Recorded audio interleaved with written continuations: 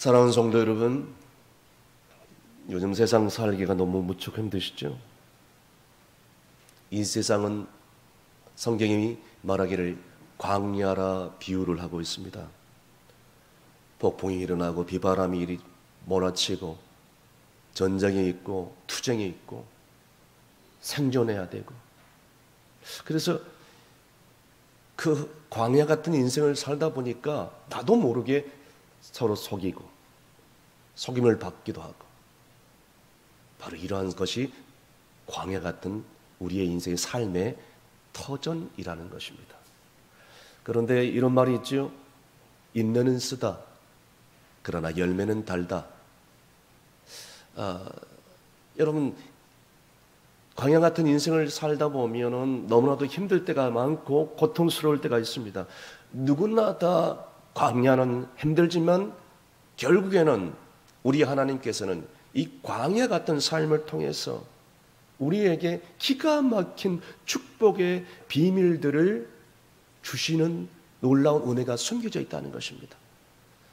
여러분, 하나님께서 이스라엘 백성들을 40년 동안 이런 놀라운 은혜를 주시기 위해서 율법을 주셨습니다. 그러나 율법은 완전하고 이스라엘 백성들은 그 완전한 율법을 다 지킬 수가 없었어요.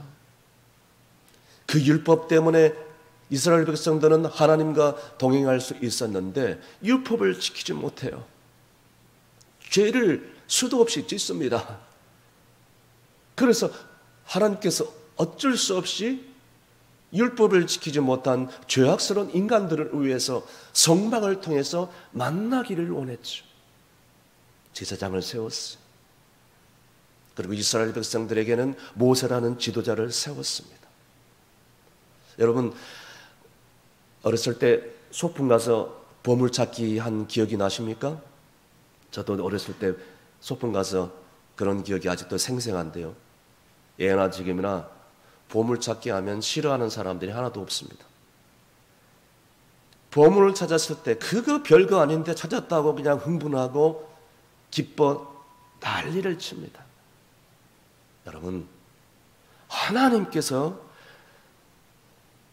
인간의 입장에서 볼 때는 너무 저주스럽고 고통스럽지만 하나님 입장에서 볼 때는 광야 같은 인생 가운데 이런 놀라운 비밀스러운 보물들을 숨겨놨다는 것이, 그러니까 이 보물들을 발견하는 사람들은 기가 막히게 승분을 하고 기가 막히게 즐거워하고 기뻐할 수밖에 없어요. 바로 이게 축복이라는 것을 나중에 깨닫죠. 저는 여러분들이 이 광야 같은 인생 가운데 하나님이 깊이 숨겨놓은 놀라운 이 보물들을 찾아서 복을 누리고 기뻐하고 하나님을 예배하고 하나님을 찬양할 수 있는 여러분이 다 될 수 있기를 간절히 바랍니다. 그렇다면 도대체 광야 같은 삶이 어떤 삶인가? 첫 번째는요, 광야의 삶은 저주가 아니라 축복이라는 것입니다.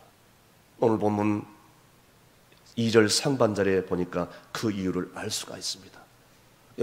모든 사람들이 저주라고 말하는, 고통이라고 말하는 이 광야가 왜 축복이 될 수 있을까요? 우리 2절 상반절 말씀 다 함께 큰 소리로 읽습니다. 내 하나님 여호와께서 이 40년 동안에 내게 광야 길을 걷게 하신 것을 기억하라. 아멘. 여러분, 하나님은 실수가 없는 좋으신 분이십니다. 우리 주님의 인자하심은 영원하시고 우리에게 축복과 사랑을 오늘도 베풀기를 원하십니다. 그러니까 하나님의 마음은 우리에게 심판을 주고 싶은 것이 아니고 저주와 멸망을 주는 것이 아니라 하나님께서는 우리에게 주고 싶은 것은 축복이요, 그리고 인간들을 너무 사랑해서 영생을 주시는 분, 구원을 주시는 분, 은혜를 주시는 분인 줄로 믿으시길 바랍니다. 그런데 이스라엘 백성들을 40년 동안 광야 생활을 하면서 이런 하나님을 만나지를 못합니다. 이런 하나님을 이해를 하지 못합니다. 이 놀라운 은혜와 사랑을 잘 몰랐어요. 여러분, 은혜를 모르는 사람의 특징이 있는데 그것은 뭐냐면 원망과 불평과 시비입니다.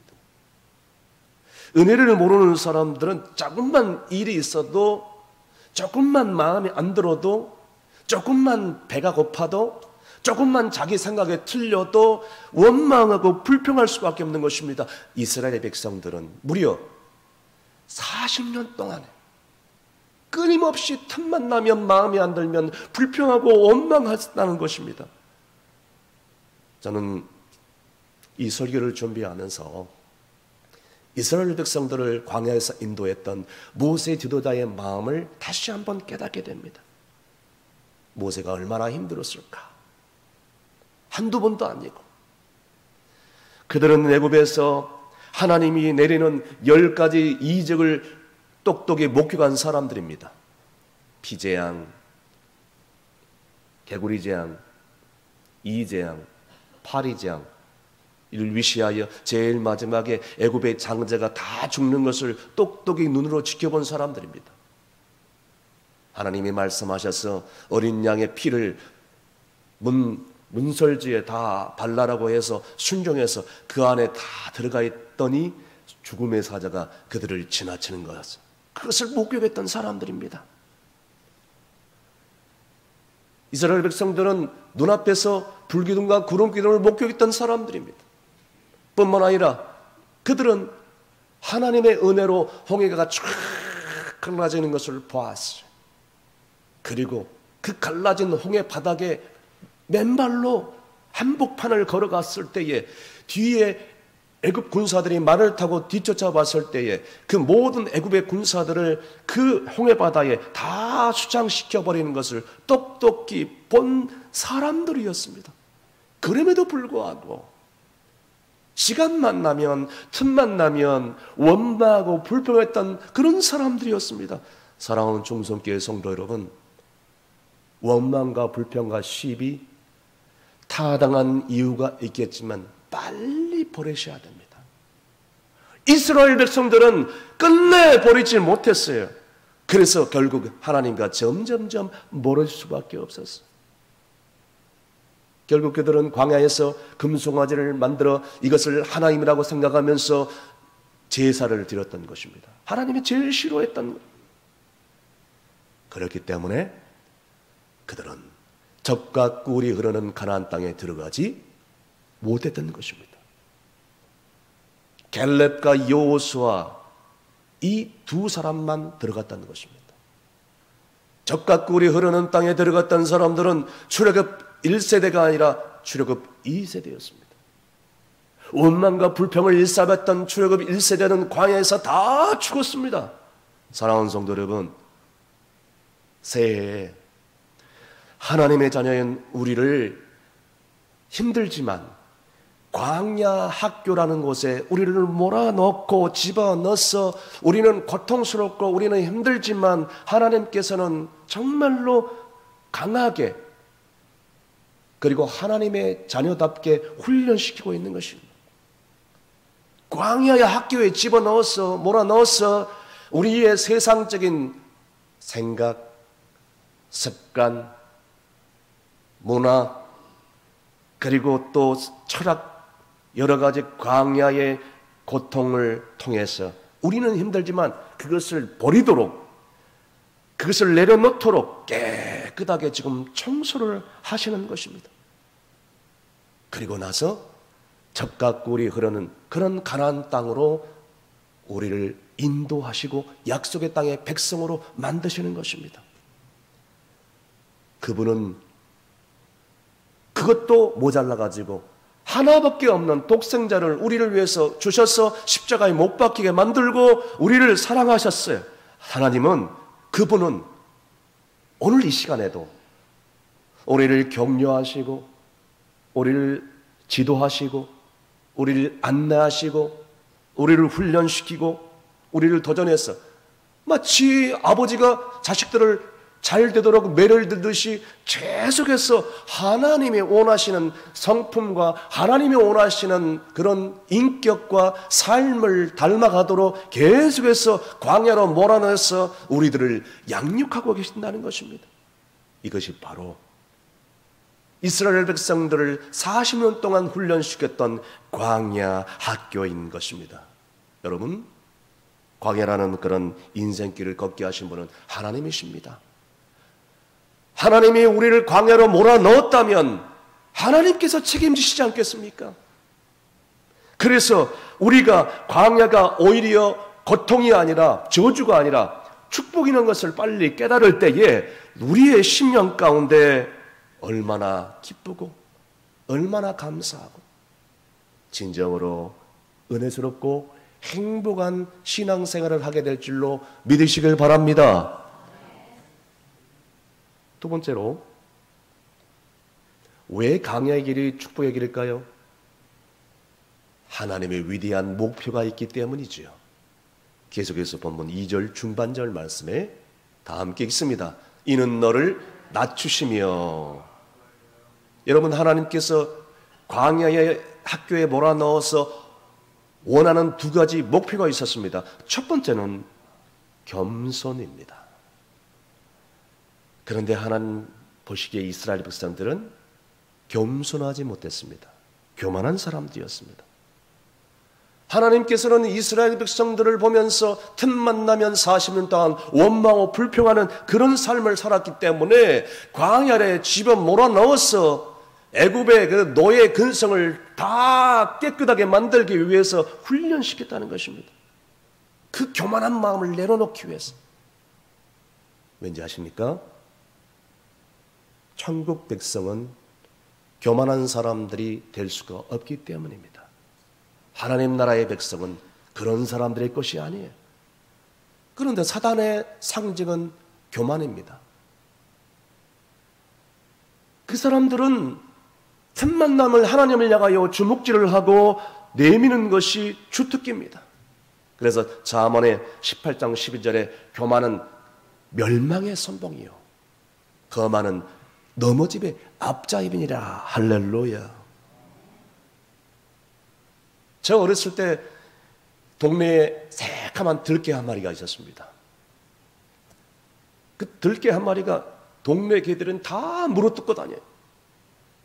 그리고 열심히 일하는 그런 소 달려들어가지고 물고 뜯고, 그리고 심지어는 지나다니는 아이들 엉덩이도 가서 그냥 확 물어버리고, 그리고 닭장에 있는 닭들을 다 물어뜯어가지고 죽어버리고 가만히 두지 않습니다. 자, 이 들개 한 마리 때문에 온 동네가 완전히 난장판이 될 수밖에 없었습니다. 결국에는 그 들개 한 마리 동네 어른들이 가만히 뒀겠습니까? 어떻게 했을까요? 부르고나만 하지. 사랑하는 성도 여러분, 예수님께서 마태복음의 산상수훈의 통로에서 말씀하신 것이 온유한 자가 그 땅을 기업으로 찾는다고 했습니다. 천국 백성들은 겸손한 자입니다. 겸손한 자가 승리하게 되는 거예요. 교만한 자는 승리하지 못합니다.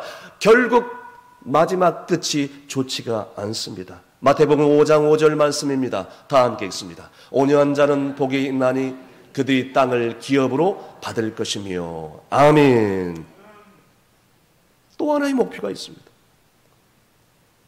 그것은 바로 시험하기 위한 것입니다. 계속해서 본문 2절 후반절 말씀 다 함께 읽습니다. 너를 시험하사 내 마음이 어떠한지 그 명령을 지키는지 지키지 않는지 알려 하심이라. 아멘. 여러분, 이스라엘 백성들이 하나님 말씀에 순종하는지 순종하지 않는지 그 여부를 알기 위해서 뭐 하겠다는 거예요? 시험해 보겠다는 것입니다. 여러분, 우리가 알다시피 대학교에 들어가면 공부만 한다고 졸업장 주지 않습니다. 논문을 써야 되고 졸업시험을 패스해야 졸업을 할 수 있는 것입니다. 만약 그러지 않고 해서는 계속 재시험을 봐야 돼요. 여러분, 광야라는 학교도 마찬가지입니다. 하나님께서 우리를 광야 학교로 몰아넣어서 하나님 말씀에 순종하는지 순종하는지 않는지 계속해서 시험해 보겠다고 말씀하고 있는 것입니다. 그 광야가 바로 우리가 살고 있는 이 인생 광야인 것입니다. 그렇다면 여러분, 어떤 사람들이 겸손해 주셨을까요? 하나님께서는 겸손하지 않으니까 그 교만한 사람에게 계속해서 견디기 어려운 시험을 줍니다. 고난을 줍니다. 문제를 줍니다. 언제까지? 그 교만이 꺾어질 때까지. 그러니까 내 삶 가운데 이런 문제가 발생한다면 우리는 이렇게 생각할 수 있어야 됩니다. 아, 하나님이 나를 연단하고 계시는구나. 아직까지 내가 꺾어져야 될 교만이 살아있구나. 그러니까 빨리 이 교만을 던져버려야 내 인생이 행복하고 즐거운 거예요. 왠지 아십니까? 하나님께서는 그 교만을 버릴 때까지 계속 그 사람에게 문제를 주고 일이 발생하게 만들고 저런 일이 발생하게 만들고. 여러분, 교만한 사람들이 언제 꺾어지던가요? 하나님의 방법이 있습니다. 배고프게 만들고요, 몸이 아프게 만들고요, 문제가 발생되게 만들고요, 가정에 무슨 일이 일어나게 되고, 자녀들이 무슨 일이 일어나게 되고, 사업장에 무슨 일이 일어나게 되고, 모든 일이 발생하게 되고. 자, 이렇게 됐을 때에 어떤 교만한 사람은 완전히 꺾어질 수도 있고 풀이 꺾어질 수도 있고 힘이 빠져서 그때서야 비로소 두 손 들고 항복하면서 하나님 살려달라고 얘기합니다. 소위 말하면 겸손해질 수 있다는 것입니다. 반대로 하나님이 너무 잘해주잖아요. 너무 편하게 해주잖아요. 여러분, 하나님을 찾을까요? 그렇지 않습니다. 예를 들어보겠습니다. 이스라엘 백성들 보십시오. 홍해가 갈라지는 것을 목격한 사람들이었어요. 요단강이 갈라지는 것을 봤어요. 불기둥 구름기둥을 봤습니다. 이런 목격한 사람들에게 참 믿음이 생기던가요? 여러분, 예수님께서 살아 생전에 예수님을 따라다녔던 그런 사람들이 있습니다. 그런 사람들이 왜 갑자기 예수님을 죽이라고 폭도로 변했을까요? 참 믿음은 이적을 본다고 생기는 게 아닙니다. 기억하십시오. 사랑하는 성도 여러분, 참 믿음은 오직 진리 되신 예수님을 바로 믿고 그 주님을 바로 인격적으로 만나야 생기는 줄로 믿으시길 바랍니다.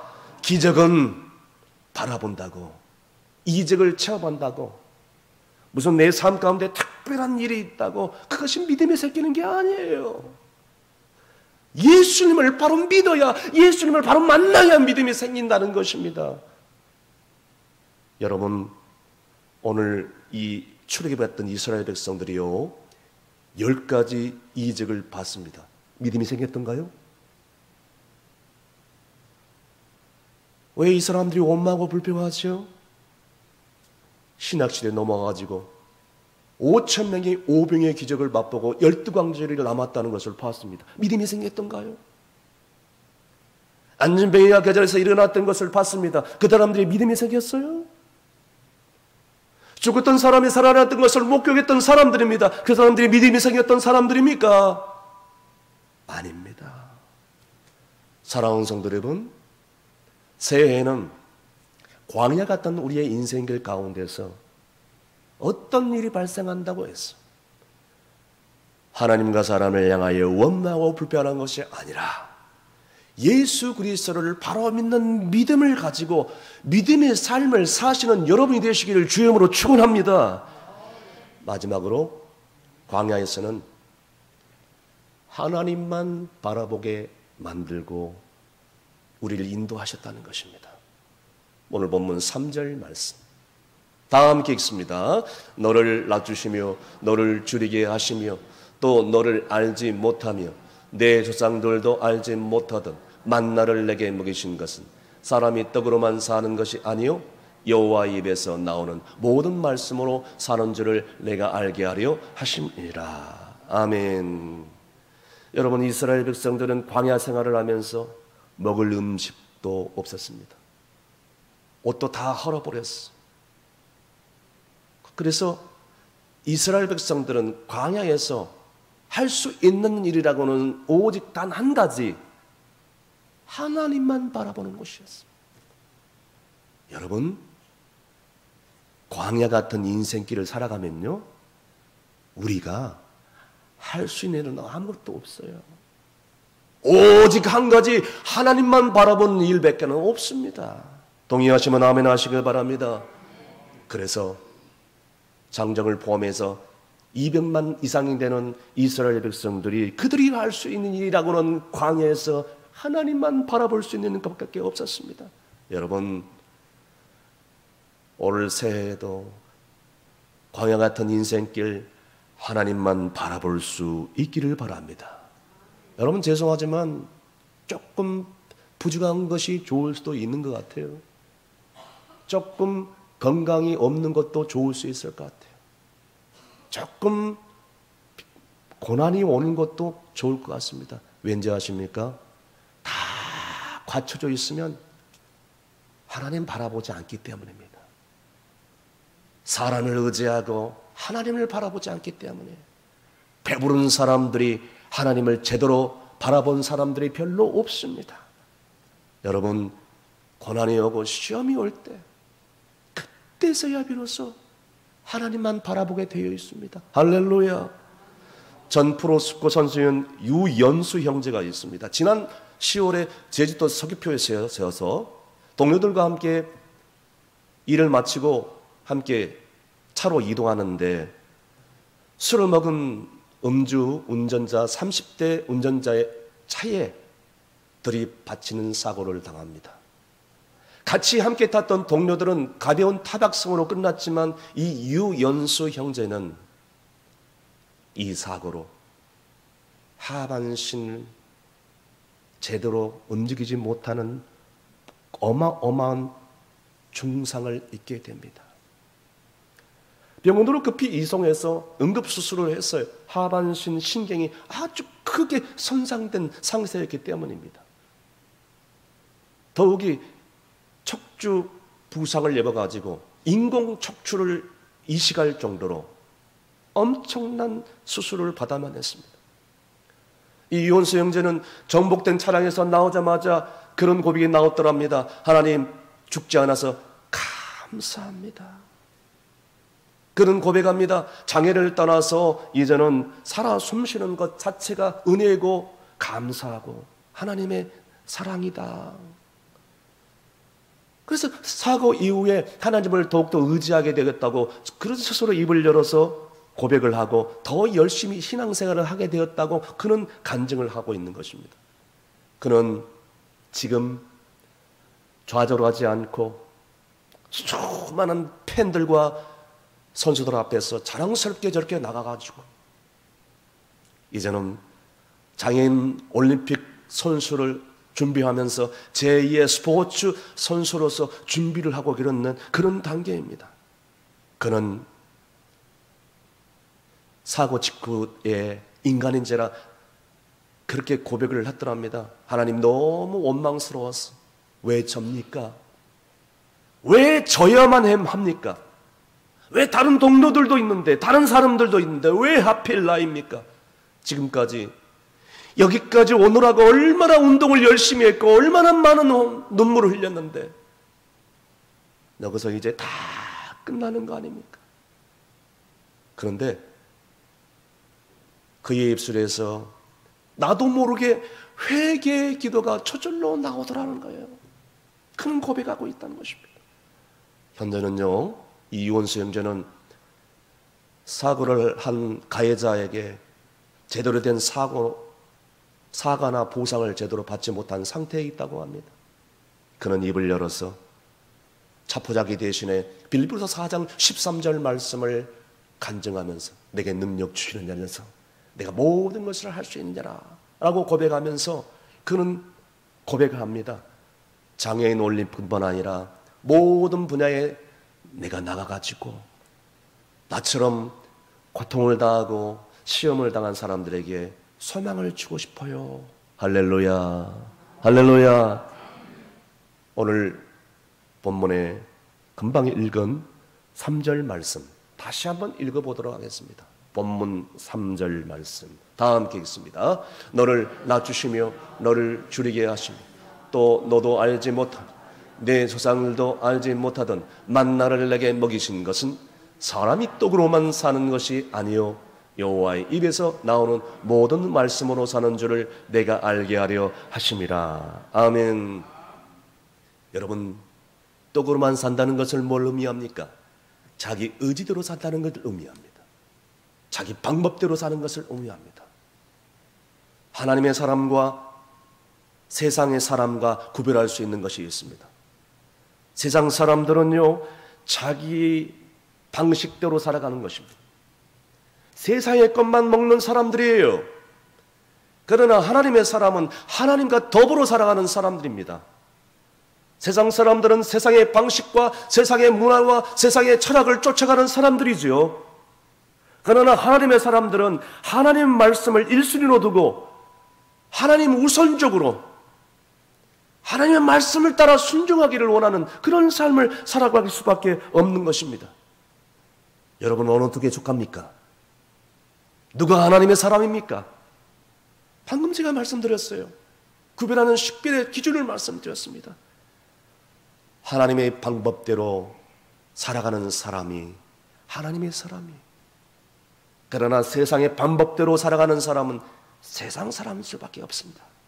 새해부터는 세상적인 모든 방법을 다 내려놓고 하나님의 방법대로 하나님 말씀 따라 그 하나님의 말씀을 먹으면서 그 하나님을 쫓아갈 수 있는 저와 여러분이 되시길 간절히 바랍니다. 말씀의 결론을 내립니다. 사랑하는 성도 여러분, 광야 같은 새해가 또다시 밝아왔습니다. 하나님께서 원하시는 것은 진정으로 우리에게 고난이 아니요 저주가 아닙니다. 광야에 집어넣어서 우리에게 하나님의 자녀답게 살기 위한 그런 복을 주시길 원하시는 것이죠. 새해 광야 같은 인생을 하나님과 더불어 살아갈 수 있는 여러분 될 수 있기를 간절히 바랍니다.